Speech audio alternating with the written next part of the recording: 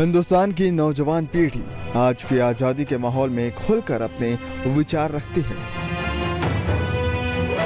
सरकार की आलोचना भी करती है। लेकिन सोचिए, अगर नौजवानों को फेसबुक की हर पोस्ट पहले सरकार को भेजनी पड़े और सरकार जो चाहे वही फेसबुक पर दिखे तो क्या होगा? अगर ट्विटर, व्हाट्सएप के मैसेज पर लग जाए सेंसर, टीवी पर वही दिखे, अखबार में वही छपे जो सरकार चाहे, यानी लग जाए बोलने, लिखने, सुनने की आजादी पर सेंसर, तो क्या होगा?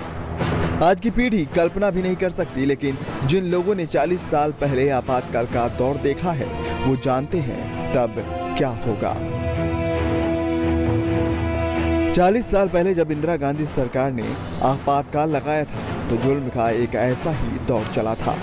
सवाल ये है कि 40 साल पहले देश में क्या हुआ कि आपातकाल की जरूरत पड़ गई? वो आपातकाल जो आजाद भारत के इतिहास का सबसे काला अध्याय है। कांग्रेस नेता सत्यव्रत चतुर्वेदी ने कहा कि जैसी स्थिति थी उस वक्त, उसे देखते हुए लगाना जरूरी लगा था। विपक्ष द्वारा सेना से सरकार के हुक्म न मानने की अपील करना, सरकार को उखाड़ फेंकने की बात करना एक तरह से बगावत का माहौल बन गया था। शायद इसलिए इमरजेंसी लगानी पड़ी। कैसे लगा आपातकाल? कैसे बरपा सरकारी कहर?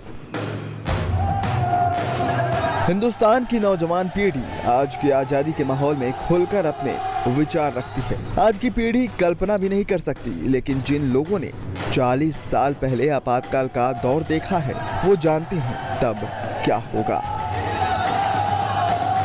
आपातकाल का वो दौर इतना भयानक था कि कांग्रेस भी अब उसे भूल मानती है, लेकिन उस वक्त की बगावत जैसे हालात की दुहाई भी दी जाती है तो क्या देश में सचमुच बगावत के हालात बन रहे थे?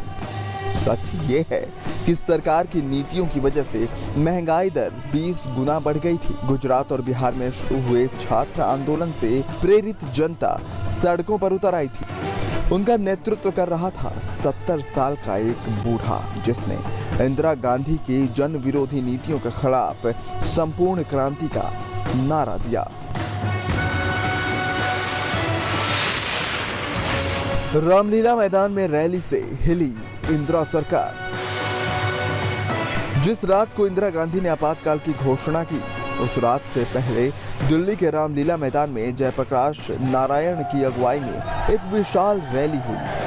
वो तारीख थी 25 जून 1975। इस रैली में लोकनायक जयप्रकाश नारायण ने तत्कालीन प्रधानमंत्री इंदिरा गांधी को ललकारा था और उनकी सरकार को उखाड़ फेंकने का आह्वान किया था। इस रैली में कांग्रेस और इंदिरा विरोधी मोर्चे की मुकम्मल तस्वीर सामने आई, क्योंकि इस रैली में विपक्ष के लगभग सभी बड़े नेता शामिल थे। सिंहासन खाली करो कि जनता आती है, यहीं पर राष्ट्रकवि दिनकर की मशहूर लाइनें की गूंज नारा बन गई थी। इंदिरा 12 जून 1975 को आए इलाहाबाद हाईकोर्ट के उस फैसले के पहले से ही बेचैन थी, जिसमें रायबरेली से उनका चुनाव निरस्त कर दिया गया था। सुप्रीम कोर्ट ने भी उन्हें आधी राहत दी थी। आखिरकार उन्होंने पश्चिम बंगाल के तत्कालीन मुख्यमंत्री सिद्धार्थ शंकर रे की सलाह पर धारा 352 के तहत देश में आंतरिक आपातकाल लगाने का फैसला किया। वरिष्ठ कांग्रेसी नेता और इंदिरा गांधी के सहायक आर.के. धवन कहते हैं कि अगर कोई एक व्यक्ति जिम्मेदार हो तो वो सिद्धार्थ शंकर रे थे, जिनका रोल सबसे अहम था।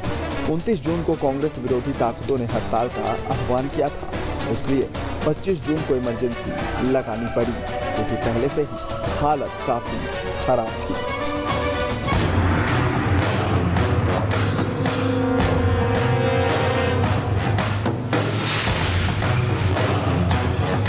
आधी रात को हुई आपातकाल की घोषणा।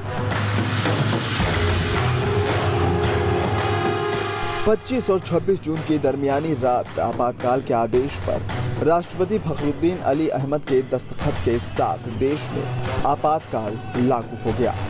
अगली सुबह समूचे देश ने रेडियो पर इंदिरा की आवाज में संदेश सुना। भाइयों और बहनों, राष्ट्रपति जी ने आपातकाल की घोषणा की है। इससे आतंकित होने का कोई कारण नहीं है। लेकिन सच इंदिरा की घोषणा से ठीक उल्टा था। देश भर में हो रही गिरफ्तारियों के साथ आतंक का दौर पिछली रात से ही शुरू हो गया था। रामलीला मैदान में हुई 25 जून की रैली की खबर देश में ना पहुंचे, इसलिए दिल्ली के बहादुर शाह जफर मार्ग पर स्थित अखबारों के दफ्तरों की बिजली रात में ही काट दी गई। रात को ही इंदिरा गांधी के विशेष सहायक आर.के. धवन के कमरे में बैठकर संजय गांधी और ओम मेहता उन लोगों की लिस्ट बना रहे थे जिन्हें गिरफ्तार करना था। नामों पर बार बार इंदिरा गांधी से सलाह मशविरा किया जा रहा था। 26 जून की सुबह जब इंदिरा सोने गईं, तब तक जयप्रकाश नारायण, मोरारजी देसाई समेत तमाम बड़े नेता गिरफ्तार किए जा चुके थे। मगर ये तो अभी शुरुआत ही थी, क्योंकि जुल्म का ये दौर अब शुरू ही होने वाला था, जिसने अगले 19 महीने तक देश को दहलाए रखा।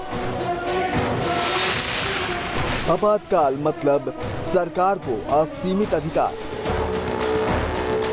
आपातकाल वो दौर था जब सत्ता ने आम आदमी की आवाज को कुचलने की सबसे निरंकुश कोशिश की। इसका आधार वो प्रावधान था जो धारा 352 के तहत सरकार को असीमित अधिकार देती है।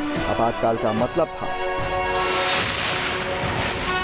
इंदिरा जब तक चाहे सत्ता में रह सकती थी। लोकसभा विधानसभा के लिए चुनाव की जरूरत नहीं थी।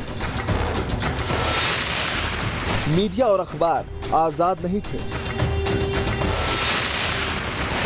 सरकार कैसा भी कानून पास करा सकती थी। सारे विपक्षी नेताओं को जेल।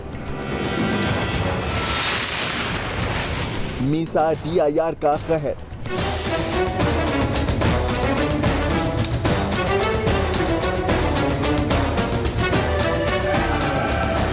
सरकार का विरोध करने पर दमनकारी कानून मीसा और DIR के तहत देश में 1,11,000 लोग जेल में ठूस दिए गए। खुद जेपी की किडनी कैद के दौरान खराब हो गई। कर्नाटक की मशहूर अभिनेत्री डॉक्टर स्नेहलता रेड्डी जेल से बीमार होकर निकली, बाद में उनकी मौत हो गई। उस काले दौर में जेल यातनाओं की दहला देने वाली कहानियां भरी पड़ी हैं। देश में जितने भी बड़े नेता थे, सभी के सभी सलाखों के पीछे डाल दिए गए। एक तरह से जेलें राजनीतिक पाठशाला बन गई। बड़े नेताओं के साथ जेल में युवा नेताओं को बहुत कुछ सीखने समझने का मौका मिला। लालू, नीतीश और सुशील मोदी जैसे बिहार के नेताओं ने इसी पाठशाला में अपनी सबसे महत्वपूर्ण राजनीतिक पढ़ाई की।